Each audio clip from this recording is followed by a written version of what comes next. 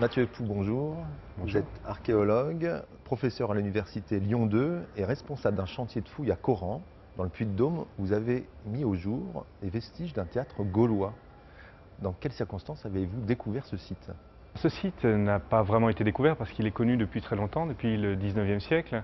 Il fait l'objet de ramassages réguliers de la part des collectionneurs antiquaires, etc. Heureusement, jusqu'à une date récente, maintenant c'est désormais interdit. Mais les véritables fouilles scientifiques, en revanche, ont démarré dans les années 90. Et nous fouillons véritablement le site depuis 2001, donc depuis une dizaine d'années. Et c'est au terme de ces 10 ans de fouilles qui ont porté sur le centre-ville. C'est une grande ville gauloise qui s'est développée entre les années 150 et 50 avant Jésus-Christ. Et c'est sur le centre-ville que les recherches ont porté, qui ont permis la découverte de ce théâtre, entre guillemets, dont la fouille vient de s'achever il y a quelques semaines. La fouille a démarré fin juillet, elle s'est terminée fin septembre, et elle a tout d'abord porté sur un espace situé au sud d'un grand sanctuaire, découvert déjà en 2001, et fouillé entre 2001 et 2005. Et à côté de ce sanctuaire, vraiment à proximité de son angle sud-est, eh bien, nous avions mis au jour l'année dernière un petit bâtiment romain, carré, dont on n'a pas vraiment identifié la fonction. Nous avons décidé cette année d'élargir la fouille et sommes tombés sur quelque chose de tout à fait inattendu. Tout d'abord un théâtre romain, d'époque romaine, tout à fait caractéristique, très endommagé par les labours et les travaux d'époque moderne ou médiévale. De découvrir un théâtre à proximité d'un sanctuaire, c'est quelque chose qui a déjà été mis en évidence à de nombreuses reprises sur d'autres sanctuaires de Gaule. Mais en l'occurrence, pour Coran, c'est quelque chose qu'on n'attendait pas du tout, puisque les théâtres, généralement, livrent des vestiges assez monumentaux, qui se voient dans le paysage, qui restent visibles dans le paysage, qui restent visibles notamment en photographie aérienne. Celui-ci, qui était de construction plutôt modeste, a été entièrement arasé par les travaux agricoles et il n'apparaissait absolument pas à la surface du site. On retrouve quoi? Des fondations? Ce qu'on retrouve, c'est pour la partie extérieure du théâtre, ce qu'on appelle la cavea, les gradins là où prenaient place les spectateurs. Elle était construite en bois, entourée simplement d'un mur maçonné, et ce mur évidemment est très arasé. On le retrouve au niveau des fondations. En revanche, la partie centrale du théâtre, là où évoluaient les acteurs, entre guillemets, c'est-à-dire ce qu'on appelle à la fois le bâtiment de scène, et puis l'orchestra, qui est une sorte de parterre qui entoure le bâtiment de scène. Tout cela a été enterré et a été retrouvé dans un meilleur état de conservation. Là, les murs sont conservés sur 50, 60, même jusqu'à 80 cm pour certains d'entre eux. Mais là, vous me parlez du théâtre gallo-romain. Bien entendu, puisque ces vestiges maçonnés ne peuvent pas être antérieurs à la conquête romaine, la maçonnerie a été apportée par les Romains en Gaule.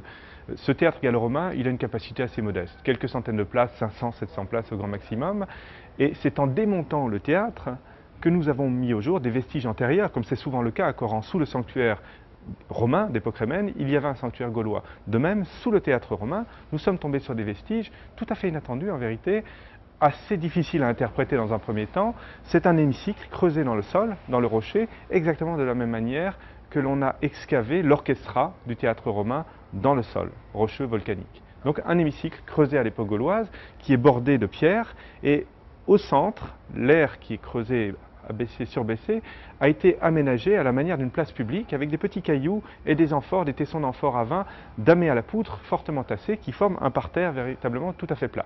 Autour de cet hémicycle, les fouilles ont mis en évidence ce qu'on appelle les structures en creux, c'est-à-dire des fantômes de structures de construction en bois.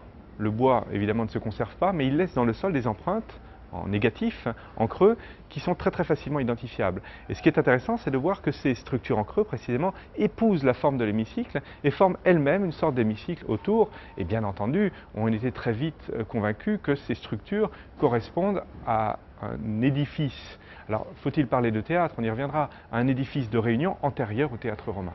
Des édifices de la sorte, on en connaissait déjà ailleurs? Des théâtres gallo-romains, on en connaît une soixantaine, en Gaule, à proximité des sanctuaires. En revanche, des édifices d'époque gauloise antérieure, c'est une première. Des indices déjà repérés ci et là, des indices d'occupation sous les théâtres romains, oui, mais on a toujours pensé à des habitats. Et à Coran, également, l'hypothèse la plus plausible, c'était celle d'habitat. Mais là, ce grand hémicycle entouré de structures qui ressemblent à des fondations de gradins, il est difficile d'en faire autre chose qu'un théâtre, entre guillemets, antérieur au théâtre romain. Donc c'est une première, et ça pose des problèmes d'interprétation, évidemment. A-t-on véritablement affaire à un édifice de spectacle, et comme ce sera le cas de beaucoup de théâtres en Gaule romaine, où on joue des pantomimes, des tragédies, des comédies, etc. Des théâtres qui servaient également à des cérémonies religieuses, publiques, politiques, civiques, d'où leur proximité, leur présence à proximité des sanctuaires. Mais là se pose la question, qu'est-ce qu'on a pu jouer comme représentation pour l'époque gauloise avant la conquête romaine? je serais plutôt enclin à penser que ces représentations avaient un lien avec l'activité religieuse, mais aussi politique, qui avait cours sur le sanctuaire. Donc je serais tenté d'y voir personnellement un édifice de réunion à vocation essentiellement politique. Et si on lit bien les textes qui concernent les Gaulois, le texte de César par exemple, il est fait état chez les grands peuples gaulois. Et les Arvernes, où a été trouvé ce théâtre, donc en Auvergne actuelle, sont un grand peuple. César nous parle de véritables sénats, d'assemblées représentatives, à caractère oligarchique, c'est-à-dire évidemment fréquentées par les membres de l'aristocratie, mais il nous parle de sénat, et il semble absurde aujourd'hui d'imaginer que ces sénateurs gaulois, sénateurs entre guillemets ou sans les guillemets, s'asseyaient par terre. Et il est tout à fait logique finalement de mettre au jour un édifice qui permettait de se réunir sur cette grande place, encadrée, bordée d'un sanctuaire, mais aussi d'une place de marché, d'habitat aristocratique, d'artisans divers, etc. Et il serait surprenant que aucun bâtiment n'ait existé pour les accueillir. Et je serais assez tenté, même si évidemment, à défaut d'inscription et d'objets explicites, il est difficile de le prouver, je serais assez tenté d'interpréter ce bâtiment comme un édifice de réunion politique comparable au Bouleuterion grec, par exemple, ou à la curie romaine. Est-ce que ça conforte l'idée que Coran était une ville importante à l'époque gauloise? Oui, alors les fouilles menées depuis 10 ans ont mis en évidence l'importance de ce centre-ville, sa monumentalité, son ampleur, et évidemment c'est quelque chose qui caractérise pour l'époque gauloise les grands chefs-lieux, les grandes capitales. Et on soupçonne depuis longtemps, depuis des décennies, que Coran correspond à la capitale du peuple des Arvernes au 1er siècle avant notre ère. La question, c'est aujourd'hui de savoir quand est fondée cette capitale et quand elle est abandonnée. À l'heure actuelle des fouilles, il semblerait qu'elle soit fondée à peu près un siècle avant la conquête romaine et définitivement abandonnée à l'époque de la guerre des Gaules, à l'époque des conquêtes césariennes. Et moi, je serais tenté effectivement de l'interpréter comme le chef-lieu principal du peuple des Arvernes, avec le problème de savoir pourquoi la bataille de Gergovie, qui est bien identifiée sur le site de Gergovie aujourd'hui, a eu lieu à quelques kilomètres de là et non dans le centre-ville. D'une manière générale, pourquoi est-il si difficile de retrouver des vestiges gaulois?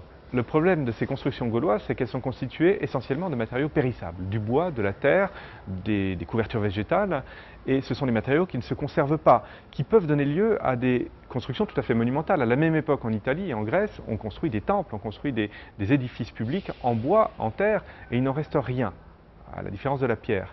Ce qu'on trouve généralement, ce sont des structures en creux, des négatifs, c'est-à-dire les empreintes, les fantômes laissés par le pourrissement des poutres en bois qui sont soit enterrées, soit plantées dans le sol pour servir de fondation au bâtiment. Notre problème, c'est qu'on n'a pas de traces écrites finalement de la culture gauloise. Les Gaulois n'ont pas, ou on peut écrire, ils commencent à écrire dans les 2 derniers siècles qui précèdent la conquête romaine, mais c'est une culture essentiellement orale. César nous le confirme d'ailleurs, l'usage de l'écriture était prohibé même, principalement dans le domaine religieux. C'est-à-dire qu'on n'avait pas le droit d'écrire le nom des dieux ou des prières adressées aux dieux, et ça nous prive évidemment d'une source de documentation tout à fait importante. Quand on compare la civilisation gauloise avec la civilisation romaine, et notamment la Gaule d'époque romaine, on est privé de l'essentiel de la documentation écrite dont on dispose pour d'autres peuples. Malgré tout, au regard de la science, est-ce que l'image des Gaulois a changé ces dernières années? Pour les archéologues, l'image a changé intégralement. L'image des Gaulois n'est strictement plus la même aujourd'hui que dans les années 1960, par exemple. Donc en 50 ans, l'image qu'on pouvait avoir des Gaulois a été bouleversée intégralement. En revanche, dans l'esprit du grand public, pour le grand public, le message n'est pas encore passé.